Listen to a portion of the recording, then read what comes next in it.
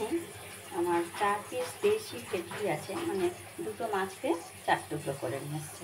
অল্প একটু নুন দেবো।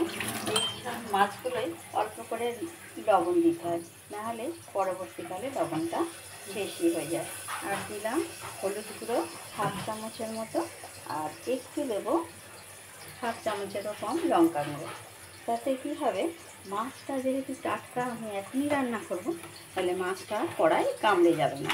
অনেকে আবার এর সাথে তেলও মিশিয়ে নেয়, সেটাও নিতে পারেন। একটু তেল 1 কলা এর সাথে গায়ে মাখিয়ে নিতে পারেন, তাহলে ফাটবেও না, তাড়াতাড়ি ভাজা হয়ে যাবে। তবে আমি এই যে লঙ্কা গুঁড়োটা মাখিয়ে নিলাম, এর ফলে মাছটা কিন্তু খুব ভালো ভাজা হবে, তাহলে আর কড়াতে আটকে যাবে না। ব্যাস, মাখানো রইল। 10 মিনিট থাক, আমার হাতের কাজ ছেড়ে এসে তারপরে আমি আবার রান্নায় যাব। আজ ভেটকি মাছের একটা খুব সহজ রেসিপি দেখাই। এই জন্য প্রথমেই আমি সর্ষের তেলটা গরম করে নিয়েছি, আর দেখিয়ে দিয়েছি আপনাদের যে ভেটকি মাছ নিয়ে আমি লবণ, হলুদ আর লঙ্কা গুঁড়ো মাখিয়ে নিয়েছি। তেল আমার যথেষ্ট পরিমাণে গরম হয়ে গেছে, একেবারে ধোঁয়া ওঠা গরমই নেবেন, তাহলে কী হয়, মাছ সহজে আটকে যায় না, আর মাছ ভাজা ঠিক হয়। যেহেতু আমার 4 পিস মাছ, আমি 2 পিস করে ভেজে নেব। 1 পিস ভাজা হয়ে গেছে, আর 1 পিস আমি উল্টে দেবো। দেখছেন তো, তেল যদি ঠিকঠাক গরম করে নেওয়া যায় তাহলে কিন্তু মাছ খুব ভালো উল্টে নেওয়া যায়। অথচ আমার একেবারেই টাটকা মাছ, সময় পাইনি মাছটাকে বেশিক্ষণ রাখার, সেই জন্যই লঙ্কা গুঁড়ো মাখিয়ে নিয়েছি। এইভাবে 4 পিস মাছ ভেজে ফিরে আসছি। মাছ ভেজে তুলে নিয়েছি, দেখতেই পাচ্ছেন। এবার মাছ ভাজার যে তেলটা ছিল সেটাতেই আমি রান্নাটা সেরে নেব। এই জন্যে আমি এখানে একটা পেঁয়াজ সরু সরু করে একদম ঝিরি করে কেটে রেখেছি, পেঁয়াজটা আগে দিয়ে দিলাম। আর একটু রসুন বেটে রেখেছি, 3 কোয়া মতো রসুন নিয়েছি, আর একটা ছোটো টমেটো বেটে নিয়েছি। 4 পিস মাছ অনুযায়ী আমি আপনাদের মাছের পরিমাণ অনুযায়ী আপনারা নিয়ে নেবেন। পেঁয়াজটা একটু নাড়াচাড়া করে নিলাম, ভীষণ গরম তেল, খুব তাড়াতাড়ি ভাজা হয়ে যাবে। এখানে রসুনটাও আমি দিয়ে দেবো, এই রসুনটাও দিয়ে দিলাম। পেঁয়াজ রসুনের একটু ভাজা হলে তারপর আমি টমেটোটা দেবো। এদিকে মশলা রেখেছি দেখুন, হলুদ গুঁড়ো, লঙ্কা গুঁড়ো, একটু লবণ, সামান্য লবণ দেবো। বলেছি এই ভেটকি মাছ, ভোলা মাছ, এগুলো সমস্ত লবণ একটু কম দিতে হয়। আর ভেটকি মাছ, ভোলা মাছ ভীষণ নরম মাছ, ঝোল ভালোভাবে ফুটে গেলে তবেই কিন্তু মাছ দিতে হয়। আর এখানে 2 রকম সর্ষে, কাঁচা লঙ্কা আর লবণ দিয়ে বাটা আছে, একটু সর্ষে বাটা দেবো।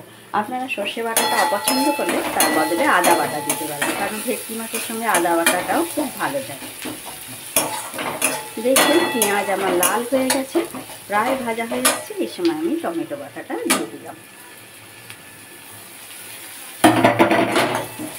দিয়ে টমেটো বাটাটাকে ভালো করে নাড়াচাড়া করে নেব পেঁয়াজের সাথে। টমেটো এবং পেঁয়াজের কাঁচা ভাব চলে গেছে। এবার আমি হলুদ গুঁড়ো, লঙ্কা গুঁড়ো আর লবণটা দিয়ে দিলাম, দিয়ে এটাকে ওর সাথে মিশিয়ে নেব। লঙ্কা গুঁড়ো ভালোভাবে মেশানো হয়ে গেছে। এবার সর্ষে বাটাটা একটু জল দিয়ে ঢেলে দেবো।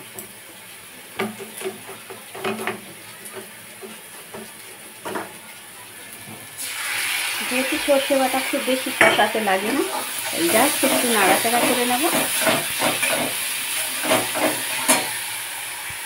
কিছু পাশের বাড়ির ঝগড়ার আওয়াজ আসতে পারে, সেজন্য আমি দুঃখিত। 2-4 দানা চিনি দিয়ে দেবো, তাহলে কী হবে, স্বাদটাও বেড়ে যাবে। মাছে আদা বাটা দিলে আরও একটু বেশি চিনি দেবেন, যেহেতু আমি সর্ষে বাটা দিয়েছি। দেখছেন আমার মশলা খুব ভালোভাবে তেল ছেড়ে গেছে, একেবারে ক্লোজে আমরা দেখতে পাবেন। এবার আমি জল দিয়ে দেবো, আর কষাবো না এটাকে। এবার আমি জলটাকে ঢেলে দেবো মাছটা সেদ্ধ হওয়ার জন্য। যদিও ভেটকি মাছ খুব বেশি সেদ্ধ হতে লাগে না, আর অবশ্যই সেটাকে ঝোলটাকে ভালো করে ফুটিয়ে নেব, তারপরে মাছ দেবো। ঝোলটা ভালোভাবে ফুটে যাক, আমি ফিরে আসছি। সুন্দরভাবে ফুটে গেছে, দেখতেই পাচ্ছেন। এবার আস্তে আস্তে মাছগুলো দিয়ে দেবো। আবারও বলি, ঝোল ফোটা ভালোভাবে ফুটলে তবেই মাছ দেবেন, কারণ ভেটকি মাছ নরম, ভেটকি মাছ বেশিক্ষণ ফোটাতে লাগে না বা সেদ্ধ করতে লাগে না। একে একেবারে শুকিয়ে ফেলবো না, একটু রস রস রাখবো, যেহেতু ভাত দিয়ে খাওয়া হবে। তাই মাছ আমার একেবারেই রেডি, একদম সেদ্ধ হয়ে গেছে। বলেছি ভেটকি মাছ নরম, তো মাছটাকে এবার ঢেলে নেবো। গ্যাস অফ করে দিলাম। আর নামাবার আগে একটু ধনেপাতা দিয়ে দেবো। আমি ধনেপাতা সারা বছর একটু শুকিয়ে রেখে দিই, সেই শুকনো ধনেপাতাই আমি দিয়ে দিলাম। কারণ টাটকা ধনেপাতা আমাদের সবজিওয়ালাটা আসছে না, সবসময় তো বাজারে যাওয়া সম্ভব না, তাই জন্য এবার নামিয়ে নেব।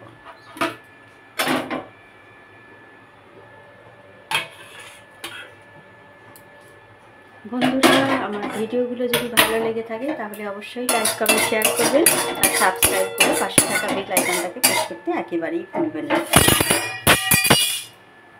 আমার ভিডিওগুলো আপনাদের যদি ভালো লেগে থাকে তাহলে অবশ্যই লাইক কমেন্ট শেয়ার করবেন, আর সাবস্ক্রাইব করে পাশে থাকা বেল আইকনটাকে প্রেস করতে একেবারেই ভুলবেন না। তাহলে আমি যা যা ভিডিও আপলোড করব তার নোটিফিকেশান আপনাদের কাছে চলে যাবে এবং আপনারা তা দেখতে পাবেন।